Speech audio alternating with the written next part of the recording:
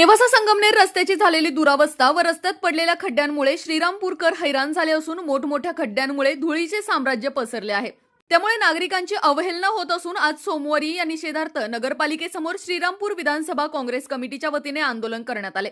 मात्र श्रीरामपूरच्या रस्त्याची दुरुस्ती न झाल्यास यापेक्षा अधिक तीव्र स्वरूपाचे आंदोलन नेवासा संगमनेर रोडवर करण्यात येईल असा इशारा काँग्रेसच्या पदाधिकाऱ्यांनी दिलाय।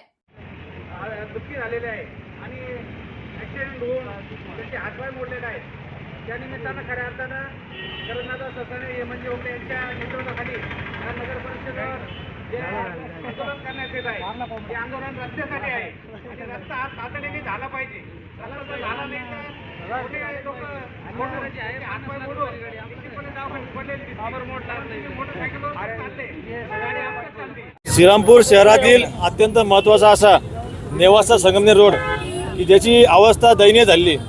त्या रोडवरून या श्रीरामपूर शहरातील प्रत्येक नागरिकाला मग त्याला बाजारपेठेत जायचं असेल, बस स्टँडला जायचं असेल किंवा रेल्वे स्टेशन जायचं असेल, त्या रोडला प्रत्येक नागरिकाला किमान 2-3 वेळेस जावं लागतं।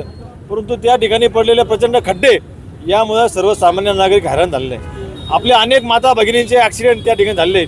अनेक लोकांना मणक्याचे त्रास सुरू झाले। लोक आम्हाला सातत्याने फोन करून सांगतात की त्या रोडकडे लक्ष दिलं पाहिजे, त्या रोडची अवस्था दयनीय आहे आणि म्हणून या महत्त्वाच्या मुद्द्याला आम्ही आज आंदोलनाच्या माध्यमातून मांडलेलं आहे। आणि या नगरपालिका प्रशासनाला एक आव्हान केलं आणि चेतावणी सुद्धा दिली आहे की येणाऱ्या 8 दिवसामध्ये त्यांनी हा रस्ता दुरुस्त करावा, अन्यथा याही पेक्षा प्रखर स्वरूपाचं आंदोलन आम्ही भविष्यात करणार आहोत।